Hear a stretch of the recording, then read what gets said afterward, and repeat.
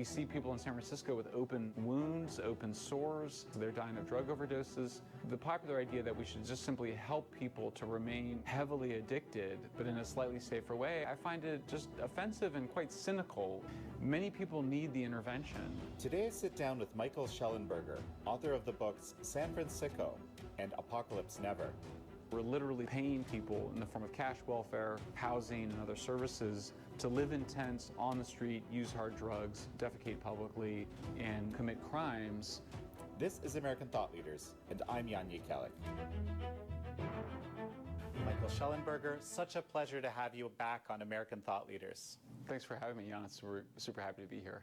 I have to say this before we start. Apocalypse Never, your previous book, which you wrote, a year ago? It's a book that's very, very important to me and trying to understand the realities around climate change. Just trying to find kind of a path through all this weaponized information. So I want to, give you that shout out for that book. Of course, today we're going to talk about San Francisco. This is something you've been working on for a long time, the issue of mental health and homelessness and the intersection of this.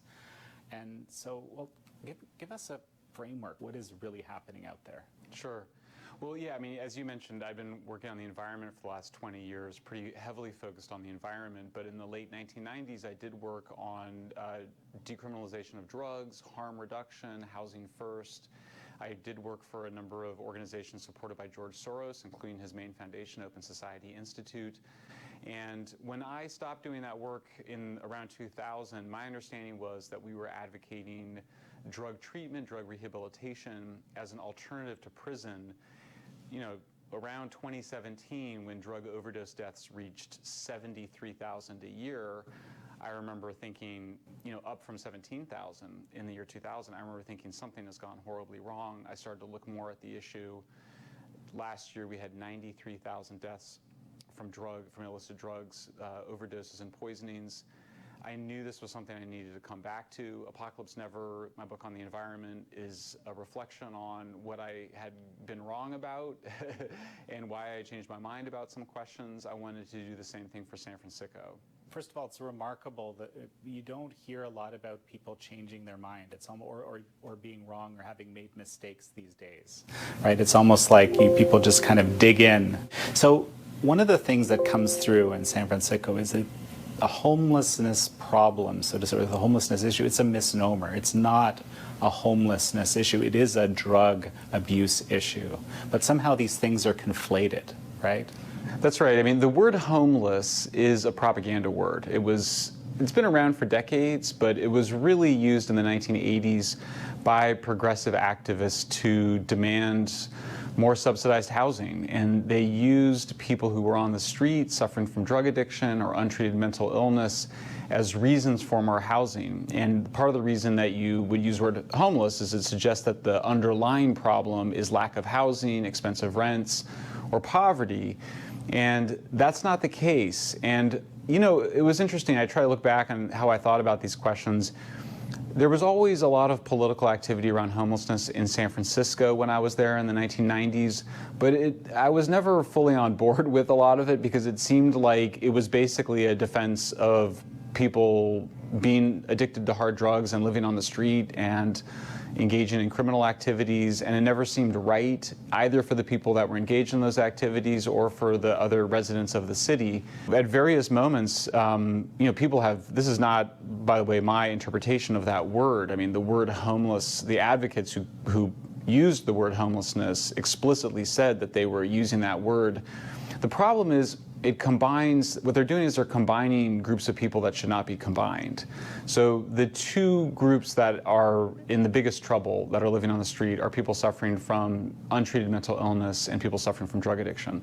Sometimes they're the same people, sometimes they're different people. There's people with schizophrenia that live on the street, but there's also just people that got addicted to heroin or meth, that have become disaffiliated, alienated from friends and family, in part because they've stolen money from them or borrowed money from them and not paid it back and basically been kicked out of their homes. To mix up those people with, say, the mother escaping an abusive husband is just irresponsible. There's people that do suffer hard times and they need some financial help. We do a pretty good job of helping those people. They don't need the same thing that people that are addicted to heroin and meth need. Well, and so it seems like there's a kind of ideological determination, and this, you expound on this in the book. I thought this was really fascinating because I hadn't thought of it that way, that someone in this sort of situation cannot be held accountable for their situation because it's seen as an illness, so to speak. But the only way, paradoxically, the only way they're going to get out of it is to take some responsibility for their situation or let someone else take responsibility. So that's just a fascinating juxtaposition to me. Yeah, that's right. And to some extent, San Francisco is famous for having treated people with HIV/AIDS at a time when other people were not treating them. So it really comes out of a tradition of compassion. I mean, the name of San Francisco is named after St. Francis, who was a saint to the poor and the sick. And so leading with compassion is a big part of our identity. The problem is, as most people have some awareness of, people that are addicted to hard drugs or even to alcohol and marijuana, which are not perceived as being as hard of drugs, but people that are suffering from addiction often do need an intervention. This has been well understood for 150 years of opioid abuse. We have a television, there's a television show, a reality show called Intervention. Many of us, if not most of us, have a family or a friend who at some point has suffered from addiction and benefited from an intervention or not gotten an intervention and needed one. I myself have had 2 childhood friends that have died from complications relating to drug addiction. I have another friend that's still struggling with addiction. So, yeah, I mean, so you have to ask the question, why do people that say they're so compassionate allow people suffering from drug addiction or severe mental illness to live on the streets? And the basic idea is, for progressives, is that the system is bad. The system being our democratic capitalist system is bad. It creates victims. And so progressives only pay attention to people who are obviously victims of that system. San Francisco, I also describe the seemingly contradictory nature of the progressive response to crime, in particular to homicide. And what you notice is that when you look at the data, 30 times more African Americans are killed by other civilians than by the police, and yet there's all of this attention to police killings. Why is that? Well, it's because progressives are really obsessed with people that are killed by representatives of the system, in that case by police. So in the case of people that are addicted to hard drugs or suffering from mental illness, they're not perceived as victims of the system per se, and so there's not as much concern over taking care of them. And in fact, the people that are often perpetuating violence and the addiction are drug dealers in San Francisco. The drug trade is controlled by Hondurans. They themselves are viewed as victims of human trafficking. It's not true, but that victim ideology, the idea that people can be put in the category of victims and that everything should be given to them and nothing asked, is really the dominant ideology of progressives right now, and it's really the dominant ideology of all of our political leaders in the San Francisco Bay Area. This is fascinating. I want to build on this a bit more because this actually offers a kind of broader framework to try to understand what's happening in our society right now. Right. We're looking at, critical race theory in schools. We're looking I think there's elements of what you're talking about in all of these kinds of efforts. What's really fascinating to me is something, you made a note of this, you were talking about, Viktor Frankl's approach to psychology and so forth. There's this idea, life has to be infused with meaning to take from the title of his book, but also that, accepting responsibility is a critical element of that. And it's the same people who might believe in this kind of victimology ideology that you're describing, who also agree that taking responsibility for yourself is something that's important, and agree with let's say Viktor Frankl's approach to helping people, and that's right. It just seems like such a paradox, right? And I guess you're offering a little bit of an explanation as to how that works. Yeah, I mean, a lot of people, most people are familiar with Viktor Frankl. Some people aren't. Viktor Frankl was a psychologist, a psychiatrist in the 1930s and 40s. He was in Austria, is Jewish. He became famous for successful treatment of people with depression and suicidal college students. And what he would do is he would ask the depressed college students who were contemplating suicide, he would ask them, why don't you commit suicide? And it was such a wild question, because of course it sounds like he's suggesting it. He's not. He's just asking people, why haven't you committed suicide? And the answers that people gave are ones you might imagine. Because I would hate to hurt my family who I love, or I have a girlfriend or a boyfriend who I hope to marry, or I'm excited to get my degree in college and have a job and a life. And so they would describe goals, things that they live for. And Frankl argued against Freud at the time that that's how people live life passionately, that's how people live a good life, is they have goals. Those goals might change, some things might not be realized. His philosophy got put to the test when he was taken to the concentration camps.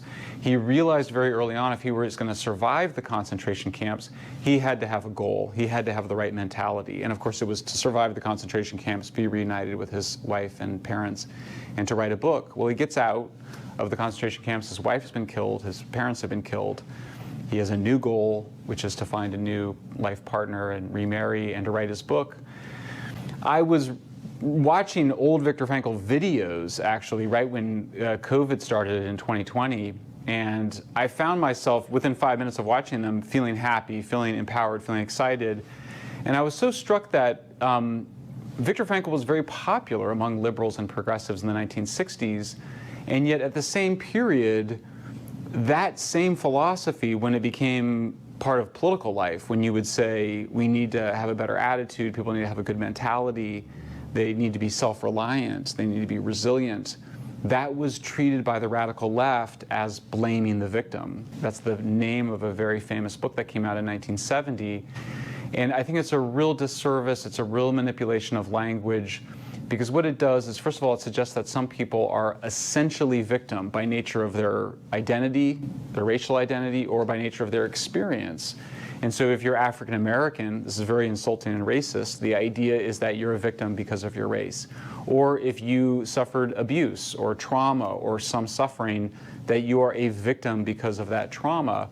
And then the idea, that's the first bad idea, then the second bad idea is that nothing should be expected of people that are victims. But that's absurd, because of course the way that you achieve a heroic life, the way that you become a hero, is to overcome your victimization and your oppression. So part of the reason I wanted to write San Francisco is to get to that moment. Where did progressives go so wrong?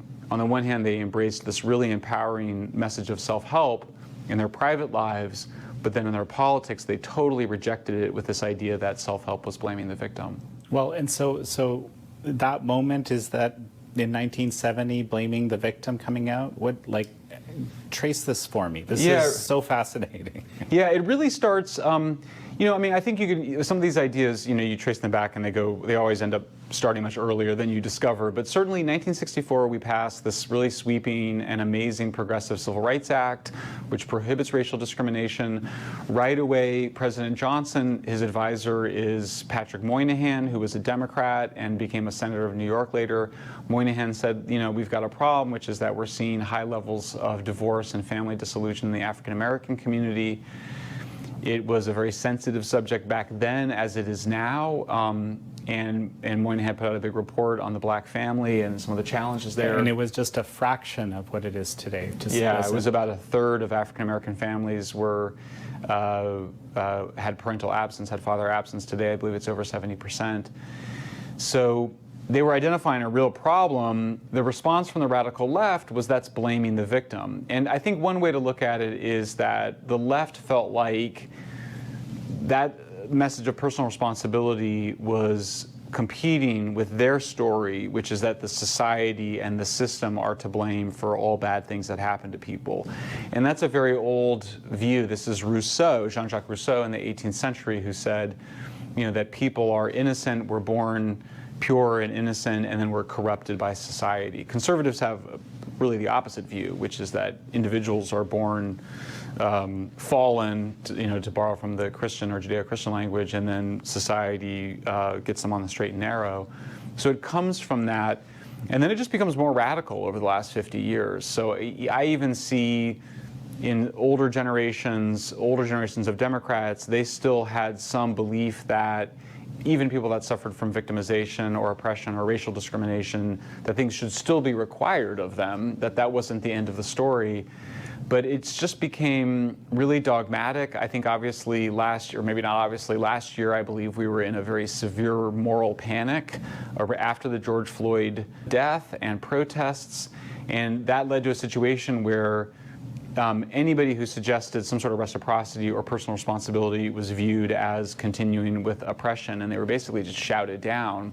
That's how we resulted in so many of the terrible policies we saw, including cutting police, not requiring people to follow the basic laws of city life. How does it work in, say, Skid Row in LA or the Tenderloin in San Francisco? I mean, I remember driving, when I was living in San Francisco, driving through the Tenderloin. This was 10 years ago. And already, I mean, it was dangerous to drive through. You could hurt somebody. There were people wandering through the streets, obviously in very rough shape. And this was 10 years ago, and I know it's only gotten a lot worse. But this has a direct result of how people who are trying to help these people are dealing with them, and police at the same time. I guess you suggest the ideal situation is for the advocates and the police to be working together. But this isn't how it plays out now. Yeah, you've got it just right. I mean, what we call homeless encampments is a euphemism. It's a propaganda word just designed to make you think that it's something different than it is. The idea is that, oh, it's these people helping each other, they're camping out. The European researchers, and there was a major study done of this that was commissioned by the Norwegian government, they describe these as open drug scenes where people live inside of open-air drug markets. So buyers and sellers are meeting there, but they're also just living there because they're so addicted. I mean, when you're addicted to opioids, you know, whether pills or heroin or fentanyl, and you're in the depths of that addiction, you often need to be using your opioids every 4 hours, except for at night when you might sleep a long time, sleep off that, but you wake up right away and you need to use. That's what those encampments are. They're open drug scenes. In Europe, they tried at first, just like we're doing in California, just helping people, giving people methadone, which is the substitute to heroin, giving people clean needles, encouraging them to go into drug treatment. It didn't work. People were like, no, I'll just stay here in the squalor and use drugs because they're suffering from a kind of mental illness, which is what drug addiction is. Eventually, finally, the people of those cities, and it's Amsterdam, Lisbon, Frankfurt, Vienna, Zurich, they all took action with police and social workers to require people. You can't camp in public. You can't use drugs in public. Like, you can't defecate in public. You can come to shelter. We can get you drug treatment, or you can go to jail. But those are your two choices. That was where I thought we left things in the early 2000s. But basically, we've done a series of laws, court judgments, and just changes in public attitudes so much that now it's just, hey, if you're doing those things, we'll leave you alone because we think you're victims. And what about police? And how do police interact with these areas, or how are they allowed to interact with these areas? I mean, naturally, police have been demonized over particularly the last several years, but really it's older than that. It goes back 50, 60 years when police were viewed as, you know, part of the system. They're part of this oppressive prison state. You know, prisons became viewed as a metaphor for the capitalist system by a lot of radical left, socialist, progressive anarchists. I describe, there's really a long history of sort of valorizing and celebrating convicts, criminals. This is very old. The idea is that capitalism itself is a crime, that property is theft, that nobody is wealthy that didn't steal their wealth, that it's all a corrupt con game, and that anybody that breaks the law is in some sense a rebel, a resistance fighter. And that goes for people that commit very violent crimes even. So the anti-police protests are very old to some extent. They gained new life, obviously, last year. You know, what I point out in the book, and one of the most surprising things, even for me, even as someone that's become very skeptical of the claims made by the left, is just how effective policing really is. You need good policing for sure, but just having more police on the streets reduces crime. And there's just so many studies that have found this. But one way we know you can reduce homicides is by having police interact with potential killers. You know, just that, it's that classic Hollywood movie, you know, where the police officer knows the potential criminal and they have this, you know, relationship. We know that one of the factors driving a rise in homicides, the willingness of people to kill, is just total cynicism in the system, total disbelief that the system is fair, that the system is impartial, that it's not discriminatory. So when you have months and months of activists, the news media, and credible individuals saying that the police are basically racists, that the police are killers and violent, it reduces the legitimacy of the police. The police are less likely to engage in the community, and would-be criminals are more likely to commit crimes, including homicide. Well, and just to talk about the incarceration, the flip side is like, this is the most incarcerated. I mean, this is, as a Canadian kind of looking in, it's unbelievable how many people are incarcerated. And you describe in the book, and this has been documented on this show a number of times before, that people with mental illness end up in prison, or they're in these open air drug markets, but they're not in the sort of scenario that would actually help them, because neither of those scenarios necessarily help them. That's right, and it's an issue I'm sensitive to. My aunt suffered from schizophrenia. She was pretty well taken care of. She lived in residential care in Denver, Colorado. She had her own bedroom, a shared living space, shared kitchen space. She was too disabled to work, so she was cared for by taxpayers, but in a really, I think, as positive a way as possible. A lot of people remember how terrible our psychiatric hospitals became around mid-20th century, and that's true. But it's important to remember that the treatment of the mentally ill has always been extremely difficult and often really terrible. So in the 19th century, the 18th century, people with mental illness were locked up in basements and barns, literally in chains. Many people were killed. And so the initial impetus to get people into psychiatric hospitals was very humanistic. We then had a Great Depression. We had World War II. They were short-staffed in those hospitals. And the activists that were trying to reform the hospitals took the story to Life magazine and Look and these other big magazines and newspapers. We saw photos of how terrible the hospitals were. At the same time, progressives were pushing for a very humanistic response, at least they thought, to treat the mentally ill in communities. But what ended up happening, and this occurred, really it starts under President John F. Kennedy, and then accelerates after that, is we just started literally dumping people from the psychiatric hospitals onto the street. So some people did get the care that they needed, like my aunt. Other people ended up homeless and often addicted to hard drugs. And then many other people ended up in jail and prison. I point out that the institution that has the most seriously mentally ill people in the country is Los Angeles County Jail, kept in absolutely terrible conditions. And, at least for this population, and it's much easier to deal with somebody with, depression or mild depression who becomes addicted to heroin. That's someone who we have better experience dealing with. But people with schizophrenia, that's all, or severe bipolar disorder, sometimes it's hard to tell them apart. That's a community, that's a group of people that are extremely difficult to deal with, and it requires some amount of sophistication, but it certainly requires engagement and some amount of coercion.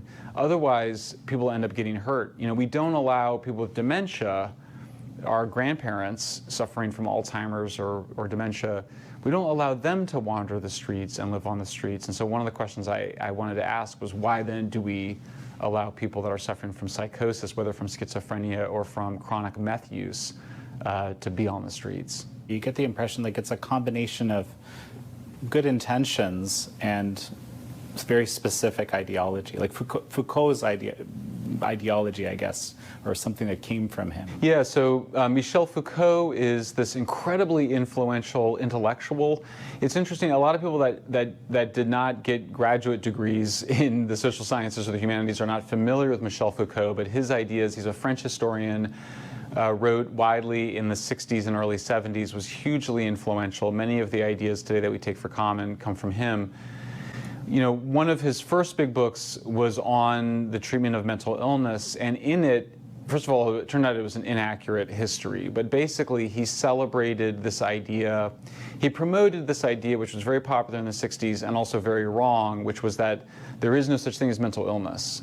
They promoted the idea that basically these are people that were just, we say today, neuroatypical, they're sort of quirky or slightly different, and that the mistreatment of those folks is just a kind of prejudice, or according to Foucault, it was actually a way to enforce standards of the Enlightenment and of reason on people. And so there was a sort of romantic view that if these folks were just allowed to be free in society, everything would be fine.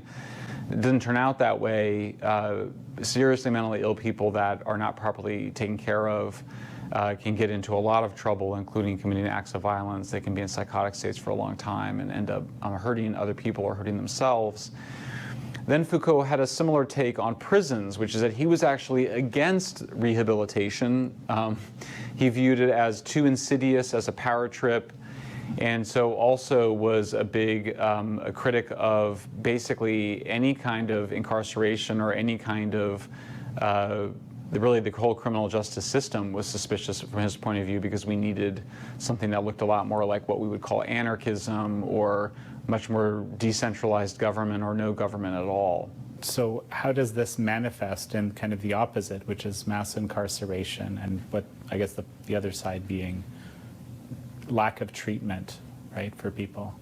I mean, one way to look at these two waves, where we had a huge increase in homicide and other crimes starting in the late 60s, 1970s, all the way through the early 1980s. Then we had a big backlash, a lot of mass incarceration in response to that in the 1980s and 1990s. Then we started to come back from that. A lot of us were like, we really went too far in the other direction. And I think we're at a very interesting moment right now, because on my book, certainly some people on the left will try to dismiss it as conservative, but I do think when people read it, they'll see that really I'm arguing for a system much more like what they do in Amsterdam or what they do in Europe, which is universal psychiatric care, shelter first, treatment first, and then housing earned. The left has promoted this idea that people on the street should just be given housing, no questions asked, that housing is a right, that everybody has a right to their own apartment, no matter the circumstances. We know that's actually really dangerous. It's irresponsible to give people suffering from addiction or serious mental illness cash or their own apartment without any restrictions on how they spend it. And so it often feels cruel to people, to not give money to the homeless. But we know that when you're supporting people in their addictions, it can actually result in very destructive behaviors. But that is the basic idea, is this really bad idea that the people on the street suffering from addiction and mental illness are victims, and nothing should be required of them, and that requiring anything of them is a kind of oppression. It's not something that mainstream psychiatrists believe. It's not something that addiction specialists believe or agree with. In San Francisco, one of the main characters is a leading addiction specialist at Stanford University. He's somebody who supports harm reduction measures, including giving addicts clean needles so they don't get HIV/AIDS. But he says very clearly, look, you need interventions. I mean, this is obvious. So in some ways, I think that America, where it all ends up going is I think America needs to mature in its own relationship to freedom, and that that these things are justified out of a kind of freedom for victims, but also I think for non-lefties, you kind of go, well, you can't tell people what to do. And my view is, yeah, that's fine, you can't tell people what to do, and I don't think we should put any resources into, say, making addicts who are killing themselves in the privacy of their own homes some sort of a law enforcement priority. But we have a situation here where we're literally paying people in the form of cash welfare, housing, and other services to live in tents on the street, use hard drugs, defecate publicly, and commit crimes.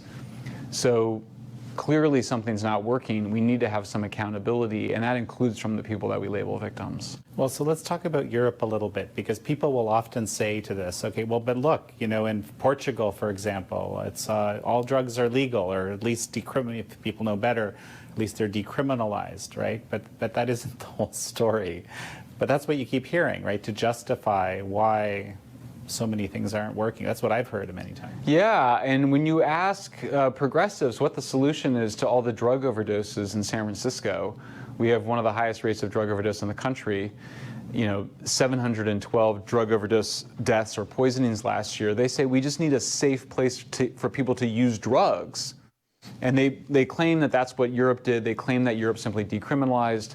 That's just false. And in Amsterdam, I saw it myself at work. But I also interviewed the head of Portugal's drug programs. I mean, one of the main talking points is that Portugal just decriminalized all drugs and it's fine. I asked the head of Portugal's drug program if I were shooting heroin in Lisbon in public, what would happen to me? And he said, you would be arrested and brought to the police station. And you know, they have decriminalized a certain amount of drugs for personal use, but if you're caught breaking other laws as a result of your addiction, including using drugs publicly, shooting heroin on a park bench, you are brought before something called a Commission for the Dissuasion of Addiction, which is just as scary as it sounds. It's you know, usually it's like a defense attorney, a prosecuting attorney, a social worker, a psychiatrist, and your family members. So basically, it's an intervention with the power of the state behind it, so that if you're a repeat offender, you're arrested again, something else happens, they will come after you and increase the punishment and the consequences of your behavior. But the idea is that because of this accountability, you can have a chance, right? That's right. I mean, interventions are liberating for the person that's being intervened upon. The addicts are in the grip of a mental illness. That's the first thing you have to understand. And in the book, I described 3 recovering addicts, 2 of whom were homeless at one point, and they just say, you know, straight, like, I had to be arrested to quit drugs, and I'm glad I was arrested.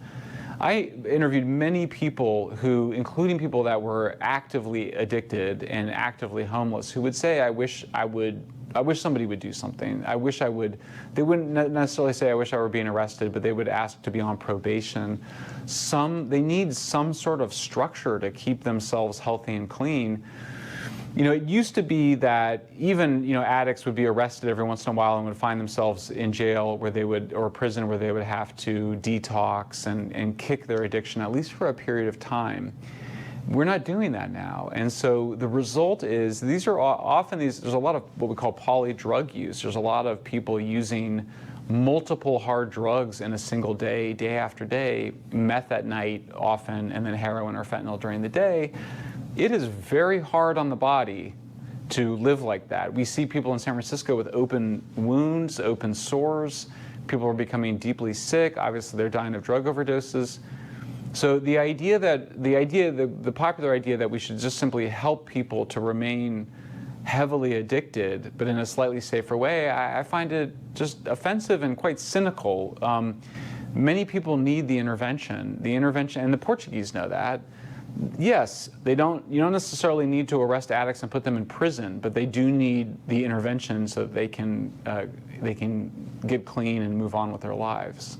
You know, I'm remembering this amazing, was it a Dutch saying, the weak doctor makes the wound stink or something? I can't. That's exactly right. That. Yeah, it was interesting because I had just gone to the big museum in Amsterdam, and Netherlands was really one of the first rich countries. It was famous because it was a country that traded around the world, and they had in one of the rooms were these pictures of these big battles and scenes of war, of the Dutch fighting and being really tough. And then in another room were these scenes, these paintings of the same period of domestic life, of tranquility, of a wealthy family, in particular one of a wealthy family with each of them holding their little musical instruments. And this must have been 17th century.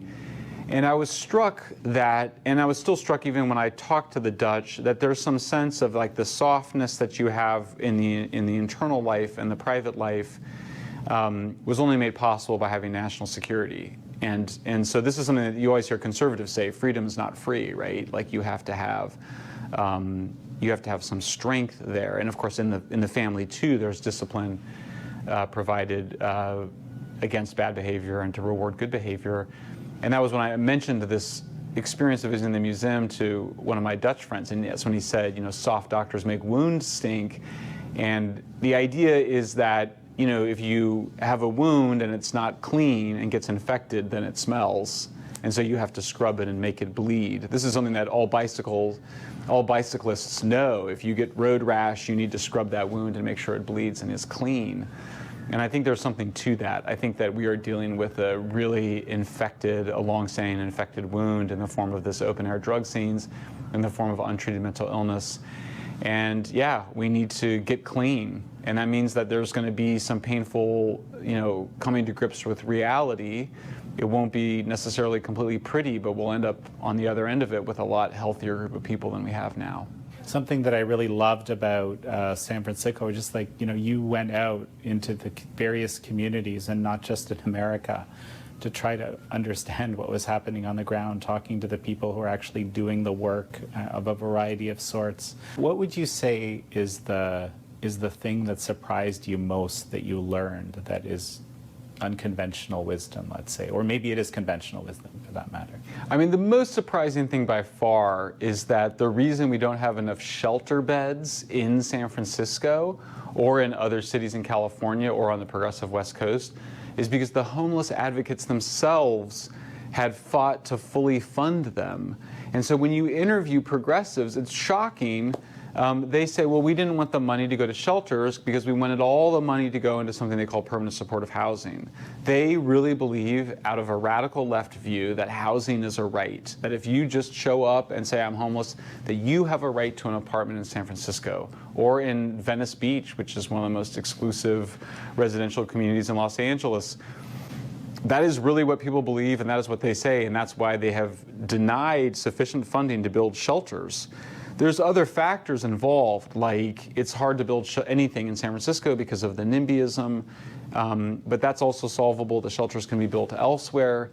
But basically, that was what was so striking about it, and that was where I saw the comparison with Apocalypse Never, where I point out that the people that are most alarmist about climate change are the same people that are against using nuclear energy or natural gas, which are the two technologies that have done the most to reduce carbon emissions.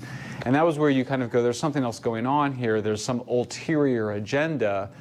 If we know that, I mean, at the end of the day, and I point to, we offer more generous cash welfare, more generous housing, more generous services in San Francisco, there's sort of a magnet effect. But at the end of the day, you have people living on the street because you're allowing people to live on the street. If you were to say to the people on the street, you can't sleep here in the park, you have to go sleep in the shelter, and if you're not going to go to the shelter and you're going to insist on being here, then we're going to arrest you, you will suddenly discover that you don't have tents all over your city anymore. That's all that is. And so that was, I think, the most surprising thing. Is at the end of the day, it was like, okay, so if you just don't let people camp out and you require them to sleep in shelters, that solves the problem. You then have to make sure you have enough shelter space. And so I was struck by the ways in which, it's not just the radical left. Our current governor, Gavin Newsom, he himself advocated defunding shelters as a way to divert all of that funding into housing. So you sort of start to see a pattern here, which is like, these really are threats to basic civilizational institutions. I mean, first they defunded the psychiatric hospitals and let everybody out. Then they defunded the shelters and said people can sleep anywhere. And now they're defunding the police and trying to close all the jails and prisons. Look, a lot of those folks probably should have gotten rehabilitation, but that's not what's happening. People are just being let out without any conditions. Okay, so what's the end game of this? I mean, what's your take on that, right? Well, I end the book by a reflection on, I think that Americans do need to grow up. I mean, one question is, I think and it's a real question for me is this the end of Western civilization? I mean, we see the attacks on the pillars of civilization occurring. Radical left has been, attacked psychiatric hospitals, it's been attacking the police, it's been attacking universities as a place of free inquiry. It's seeking the censorship, and often it's journalists demanding the censorship of alternative media outlets, whether it's Epoch Times or Joe Rogan or me, demanding censorship. So there's an attack underway on the main pillars of Western civilization, and that's really scary. So one question is that where this is all headed? Or are we headed towards a situation where, conservatives and liberals just all live in different states and we're not really a single country anymore? I find that terrifying and disturbing. I have a lot of faith in this country because we do have an ability to remake ourselves. You know, we all thought that America was kind of dying in the 1970s. You know, it came back in the 1980s. You know, I think we all felt like America was in real trouble when the Iraq War was going badly and George W. Bush was president, and then and we had a great recession and we came back. So I do think that America has the potential to come back. We're still unique and special among nations. You know, China is slipping further and further into totalitarianism. That makes the United States more attractive for immigrants and for others. But I do think we have to rescue a sense of national identity. I think this hypersensitivity to racial identity, sexual identity, gender identity, and other identities is a response to the fact that there isn't a strong national identity. I also think it's a response to the fact that traditional religions have been in decline for a long time. I think it's also a function of the fact that social media has accelerated and intensified many of these trends. It's made people more neurotic, more needy psychologically, and thus reverting towards, you know, pretty terrible personal and political behaviors. So I do quote Senator Patrick Moynihan, the same guy that raised concerns around the dissolution of the family in the 1960s, and he said, you know, the central conservative insight is that culture determines the fate of a nation, but the central liberal insight is that politics can intervene in that culture. So intervention becomes quite a theme of this work, and I think of my work, I've been trying to make in Apocalypse Never and in San Francisco interventions, first and foremost in the culture. Talking to Epic Times, talking to Joe Rogan, just doing these podcasts, it's been a real pleasure to be able to just talk about these ideas and surface them, because I do think that when reasonable liberals look at victim ideology and they realize that it's just as dumb as it sounds, the idea that whole groups of people are victims and that's the end of the story and that's really terrible psychologically, it's very disempowering. I do think that has a big impact. And then I think we need a different political formation. And I say formation because I don't know if we need a third party or if we need one of the parties to just change its agenda. But what I end up advocating is something that is not obviously liberal or conservative. I do think we need a shelter-first policy. Means you can't camp out anywhere you want. That's not okay. It means you have to build enough shelters. I do advocate for universal psychiatric care. Our current system of psychiatric care is a mess. There's both gaps in the system, so if you get out of drug treatment, we don't have an obvious place for you to go. A lot of those folks get out of treatment and go right back to the street, and some of them overdose and die because their tolerances have dropped. Other people get out of prison and they have the same problem, so we don't have a really functioning psychiatric care system. And at the same time, we have a lot of duplication. People paid to do the same thing for different groups of people, a lot of overlap. That system has to get fixed. I'm proposing a new agency to handle it at the state level with a hierarchy that reports directly to the governor, a CEO of something that we're calling CalPsych. It would oversee 6 regional directors who would oversee powerful caseworkers who have the power to get you the particular care that you need. So if you overdose from drugs or you're arrested multiple times, CalPsych will get you the residential care, the psychiatric care, the rehab that you need. When I look at that package and I talk to, first of all, we tested it with voters and it polls at 70 to 80% support. I went and interviewed the top psychiatric advisor to the governor, who's a very famous, he was the head of the National Institute of Mental Health, but then I also talked to people on the center right with Manhattan Institute and other organizations. I found broad agreement on this vision. Even some folks on the radical left, I even found some agreement on the radical left with the need for involuntary psychiatric care for people that are psychotic.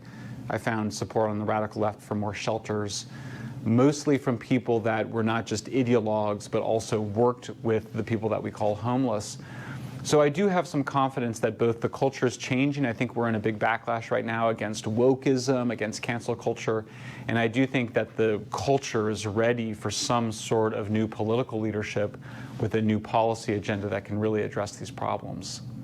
You know, it's fascinating to hear that, as you know, this opportunity for some sort of bipartisanship or partisanship, if such a thing exists. I don't know. I've never heard that word in this country. And that there probably is these areas, like this is an area where there's kind of broad interest across the political spectrum, however you conceive that in some sort of a solution. You know, you just reminded me of something that you mentioned in the book, which is, you know, there is this radical leftist ideology in play, but there's also this kind of, you know, civil libertarianism, which is just like, you know, you can't impose anything on anyone, freedom. And so it's interesting because that in itself, it's kind of like the combination of these things that's actually creates the big issue and how to deal with that. That's right. And you know, when you interview conservatives who identify as either libertarian or as classical liberals, one of the things that's so striking is that many of them are also people that have a strong faith. And that faith tradition often has some sort of value around discipline or hard work or propriety, something that is more of the Old Testament values, for lack of a better word, that balances out that libertarian attitudes. And so what we have in progressive cities is what one of the characters in my book calls left libertarianism. You could also call it anarchism. But I think that victim ideology is really the key, because I think that, you know, even, you know, for classical liberals or libertarians, your rights end when they start to infringe on other people's rights. So people have a right to their city. People have a right to walk down the sidewalk and not have to move into the street because there's a tent there. They have a right not to see somebody injecting heroin in front of them. They have a right to not having people defecate publicly. These are all rights that we have as residents of the city. And so the real attack comes from, I think, this kind of extreme victimology, which suggests that it would be wrong to enforce the laws against certain groups of people. And so, yes, to some extent, I think it's a radicalization of libertarianism, but it really, I think, the best way I have found of characterizing it is as something more like a radical victim ideology. You call it a religion of sorts, like it's something, you know, deeper than ideology, or, you know, a replacement where you mentioned, you know, the decline of traditional religions. It's so... You got it. Yeah, I described this wonderful psychologist, Jonathan Haidt, out of New York University, and Jonathan Haidt argues that most faith traditions, most religions have 6 core values, and he had argued that what progressives have been doing is emphasizing one of them, which is the value of caring, of compassion.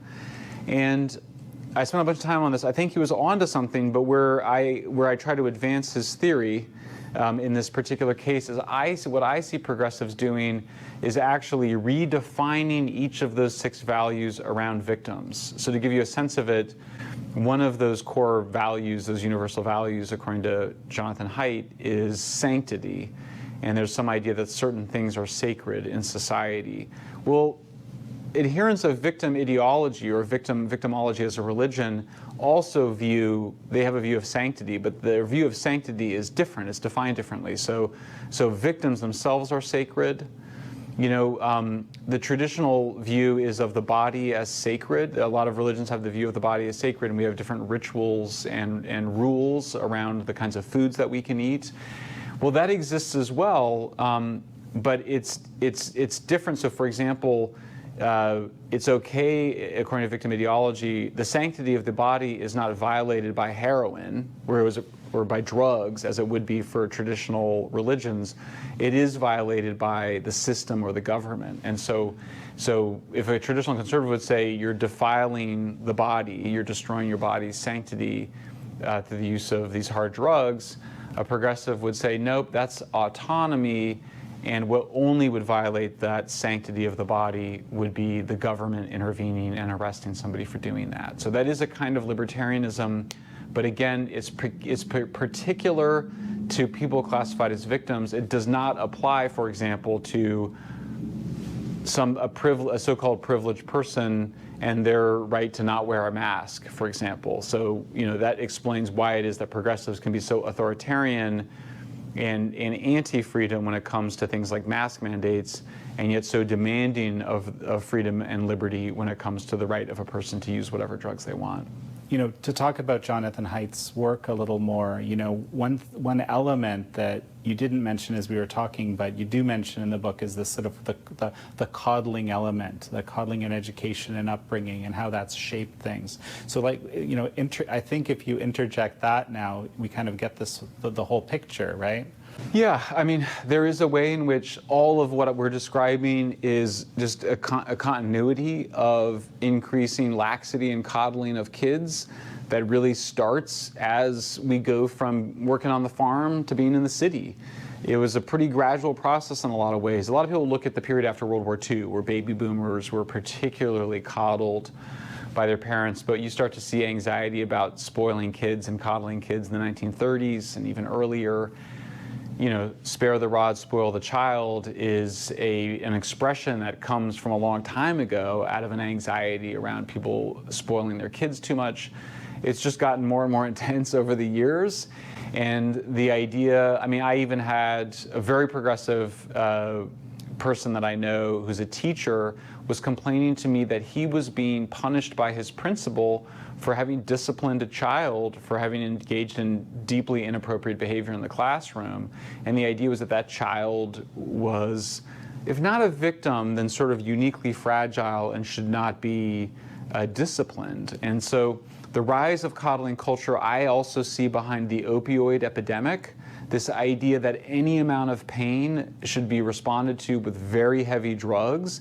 One of the things I learned in the Netherlands is that they just didn't have an opioid epidemic in most of these European countries. Why? Well, because if you had some pain, their first response was not to just give you an opioid prescription. They were much more conservative in prescribing opioid pills. Of course, we overprescribed opioids from the 1990s to around 2010. We then cracked down on overprescribing opioids. A lot of those folks then turned to heroin. A lot of those folks are now using fentanyl and dying. The bottom line is we also needed psychiatric care. So you do need, particularly if people are being overly coddled, you do need some regulation of these really powerful drugs to say, do you really need an opioid? Or maybe you're just unhappy, or maybe you need an antidepressant, or maybe you need some therapy, or you need some counseling, or you just need to exercise, a few times a week to improve your brain chemistry or whatever it is. So there is a part of it that is uniquely American in that we have such a manic, intense character. We also lack the kind of psychiatric and mental health care system that European countries have. And then, of course, I think we're also suffering from, just decades of coddling and not balancing that need to both unconditionally love our children, which I believe we should do, but also have real consequences for bad behavior and then proper rewards for genuinely extraordinary, remarkable, and beneficial behaviors. Well, and just this idea, as you're talking, I can't help think about it, and I think about this a lot, is just the idea that any pain at all is bad. Right. Right? And we know that's not true, even though we wouldn't wish pain on anybody. Right? You can see the society right now, the coolest self-help movement, the hottest self-help movement right now is Stoicism. And Stoicism is just a philosophy that says just that. It says, look at your suffering as an opportunity to become stronger. Look at the pain as a chance to become a stronger person. The philosopher Friedrich Nietzsche is famous for saying that which doesn't kill me makes me stronger. That's a Stoic mentality. And it's basically been demonized by many progressives as a way to justify cruelty. But of course it's not. It's just acknowledging life is really hard. I mean, all of our lives, it doesn't matter how good your life is. Everybody's life is full of moments of pain and suffering. Even people with very privileged lives experience pain and suffering. I think we need to tell our kids that. We need to expect that they're going to have pain and suffering, and that they will develop character by overcoming the pain and suffering with some amount of dignity and with taking responsibility for what they do with that pain and suffering, since the pain and suffering to a large extent is inevitable. Well, I think that's a perfect place to finish up. And, Michael Schellenberger, such a pleasure to have you on again, and we'll have you back for sure. Thanks so much for having me on.